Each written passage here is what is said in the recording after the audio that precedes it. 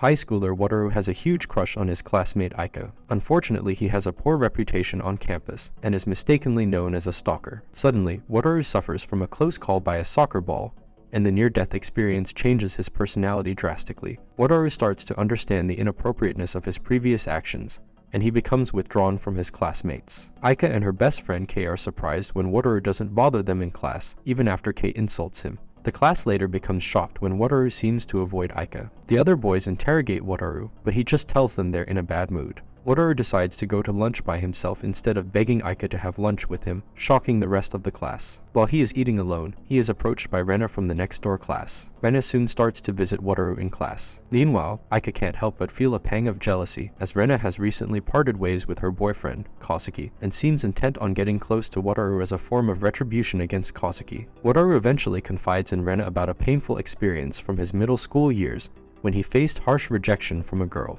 It was right after this ordeal that he met Aika, who treated him with kindness, igniting his feelings for her. However, after numerous rejections, he has decided to finally let go of his pursuit of her. Rena empathizes with his past and reconciles with Kosuke. Aika, still bewildered by Wataru's continued avoidance, decides to visit his house to discover the reason behind his sudden change. However, she remains unsatisfied with his claim of reforming his overly persistent behavior. When he insists that they are now merely classmates, she leaves his house feeling upset. The following day, Kei confronts Wataru, making him feel guilty for years of clinging to Aika, which prevented her from forming many friendships. Without Wataru, she finds herself truly lonely. Wataru makes the decision to create more space between himself and Aika to allow her to build stronger friendships. Shinomiya, who serves as the head of the Public Morals Committee, approaches Wataru to commend him for an interaction he recently had with one of the committee members, Inotomi. In this encounter, he apologized for inadvertently frightening her due to her fear of men. Shinomiya seeks Wataru's advice on how to uplift the spirits of the committee, which often faces discouragement. Wataru reassures her that any support she offers will be valuable, emphasizing that the willingness to provide support matters more than the support itself. In an attempt to avoid unnecessary attention, Wataru provides a false name, introducing himself as Yamazaki to Shinomiya. However, this strategy backfires when Shinomiya later encounters the real Yamazaki. Wataru apologizes, explaining that he believed revealing his true identity to the morality president might lead to complications. Shinomiya forgives him when Inotomi expresses her gratitude for his apology and her determination to overcome her phobia. As Aika begins to spend more time with other girls, Wataru's sister, Kaede, persuades him to assist her with student council paperwork. Meanwhile, Shinomiya successfully extends her support to Inotomi. Aika extends an invitation to her new friends to visit her house, but unintentionally excludes Wataru from the invitation. She tries to rectify this oversight by inviting Wataru separately, but loses her confidence when Shinomiya inadvertently interrupts. During an honest conversation about Inotomi's efforts to conquer her phobia, Shinomiya begins to suspect that Wataru might possess a talent for understanding people and reading their emotions. Days pass as Wataru keeps his distance from Aika, even as the girls transition to wearing their summer uniforms. He realizes that he hasn't actually seen his sister Kaede since the weekend.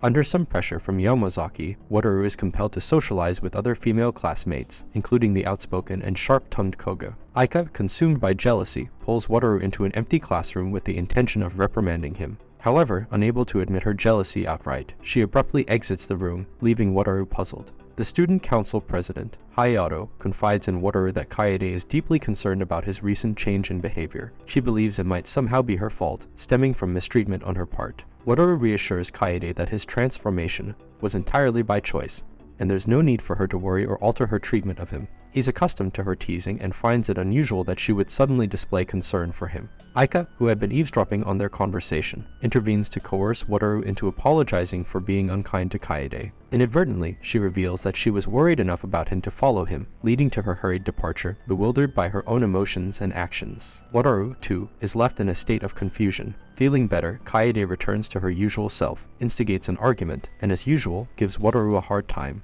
Aika remains perplexed by Wataru's absence. Kei suggests that since Wataru has been pursuing her all along, it might be time for Aika to take the initiative and chase after him. While encountering the Morals Committee once more, Wataru has the opportunity to meet Inotomi's friend, Aya, who harbors a strong distrust for all men, especially when they are around Inotomi. Wataru notices that Inatomi has grown more self-assured, which Shinomiya attributes to her increased interaction with him, which has diminished her fear of men. One of Wataru's classmates, Tokaki, harbors romantic feelings for Aika and hopes to confess his emotions to her. Wataru pretends not to be concerned and plans not to interfere, but he wrestles with mixed emotions. Later on, Aika nearly asks Wataru to join her for lunch, but she becomes awkward upon learning that he had previously sat with Shinomiya. Instead, she advises him to dye his hair, as it has grown out lazily and his roots are visible. Subsequently, Kaede takes sadistic pleasure in assisting him with the hair dyeing process. Wataru performs poorly in his exams and realizes that his usual motivation, driven by his competition with Aika to excel academically, has waned in her absence. Surprisingly,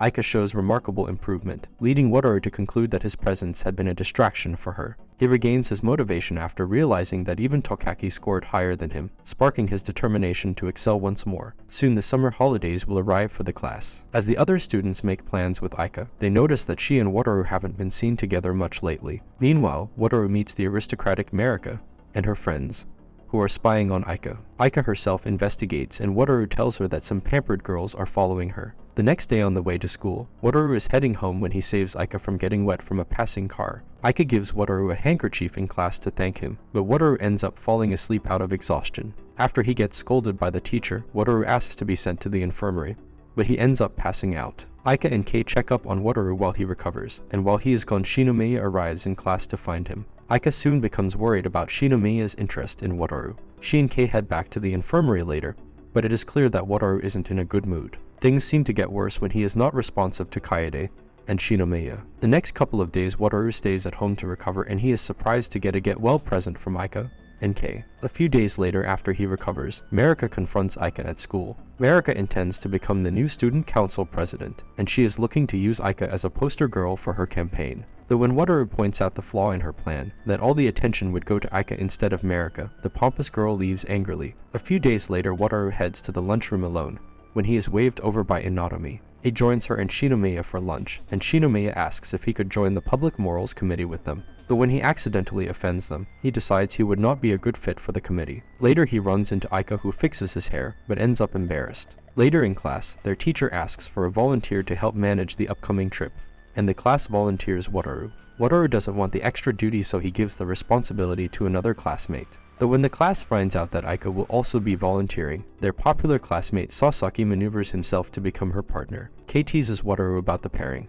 but Wataru tells her he doesn't care that Aika and Sasaki will be working together. Later after school, Wataru is working at a used bookstore when he sees a grade schooler getting bullied. After helping the student, whose name is Kauta, Wataru meets Kauta's older sister Fuka, who thanks him. Wataru immediately becomes impressed by the graceful and mature Fuka, who he believes is a college student. Later, Kaede asks Wataru about the invitation to join the Public Morals Committee, and she tells him to seriously think about the offer. The next day, Fuka visits the bookstore to see Wataru, and they chat about their lives. She becomes impressed after hearing about his high school, and reveals that she comes from an overprotective family. She gives Wataru a present, but he becomes confused when the present seems a bit childish. The next day, Wataru spends some time with Fuka in the city after she stops by his workplace again. She shows him a handmade bracelet, and he decides to go visit the same shop to possibly get a present for Aika, since it will be her birthday soon. Wataru is surprised with the sudden outing with a college student, but while they are together there seems to be some inconsistency with her behavior, as she sometimes acts childish. When they arrive at the store, they accidentally become mistaken as a couple.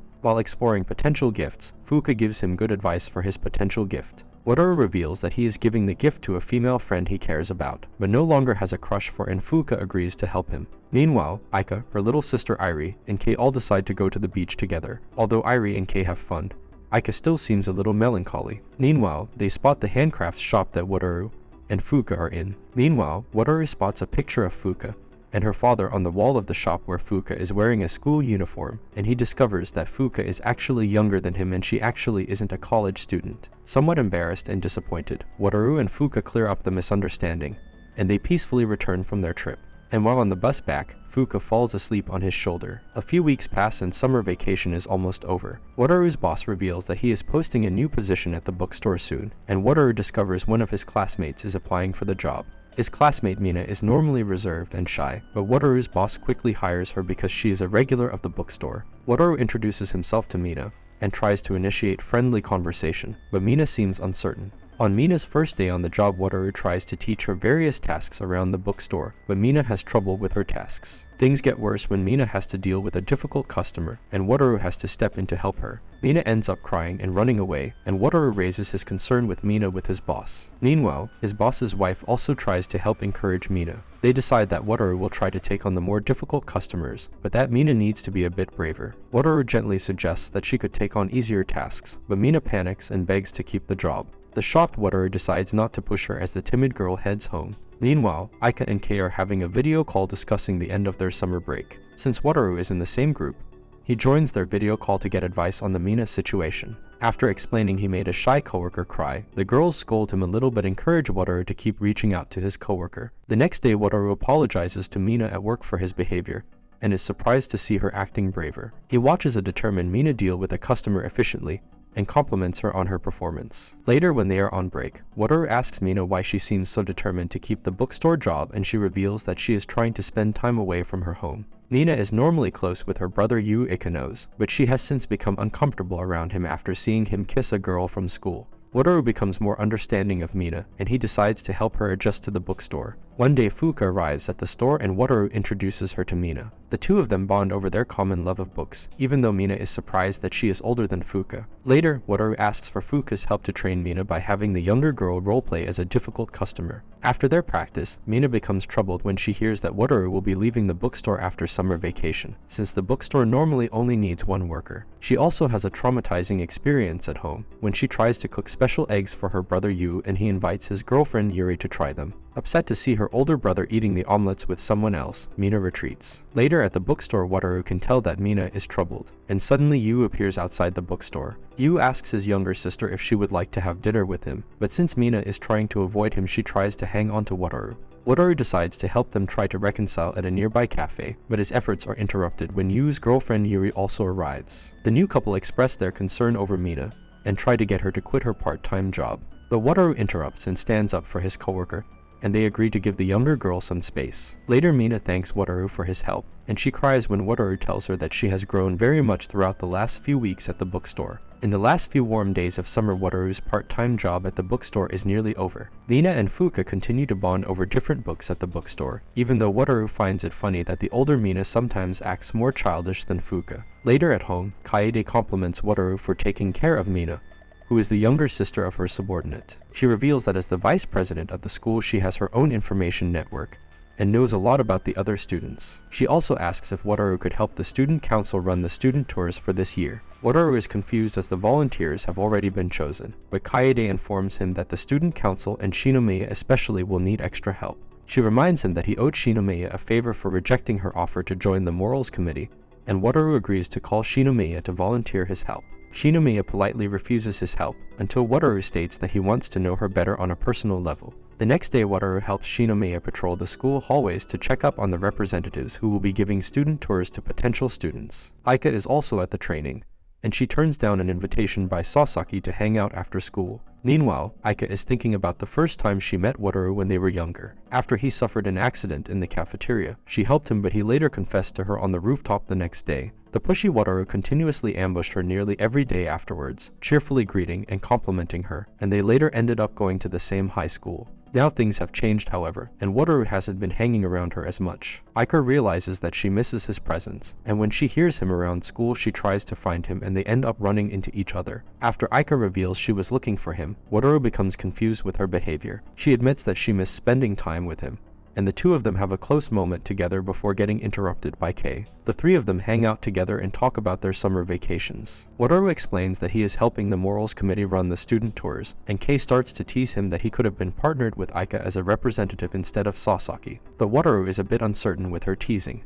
The next day, the student tours start and the representatives greet the possible incoming class. Aika and Sasaki give a tour together for some potential new students, and the tour group happens to include Fuka. During the tour, Sasaki asks Aika if he can spend time with her and her sister again, but once again Aika declines. Meanwhile, the tour group runs into a group of boys bothering another representative, and Aika steps in to scold the troublesome boys. After the boys apologize, Fuka spots Wataru helping around campus, and she goes to greet him. The rest of the tour group follows, and they tease Fuka about her friendship with the older boy, shocking Aika and Wataru. After an embarrassed Fuka leaves, Aika confronts Wataru about his friendship with the younger girl. and Wataru admits that he spent time this summer vacation with Fuka instead of going to the beach with Aika and Kei. An embarrassed Aika tells him that in exchange for these transgressions, he needs to hang out with them, and they make plans for a group hangout together. A few days later, Aika goes to visit the bookstore to see Wataru but ends up soaked from the rain. She expresses surprise at seeing a braver Mina, but also becomes troubled when she sees Fuka at the bookstore as well.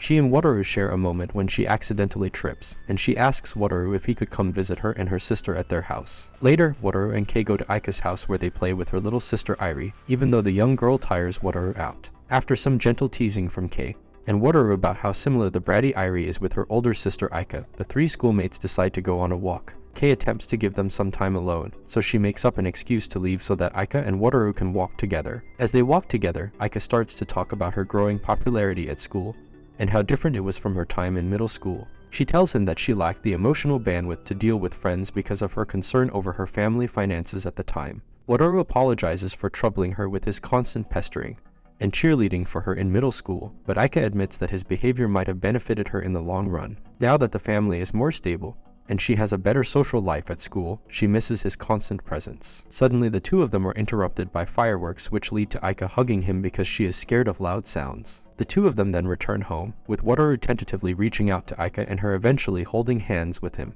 The next day starts the new term at school, and the two of them hesitantly walk to class together. And this is all for this video. Make sure to subscribe if you enjoyed it, and I will see you in the next one.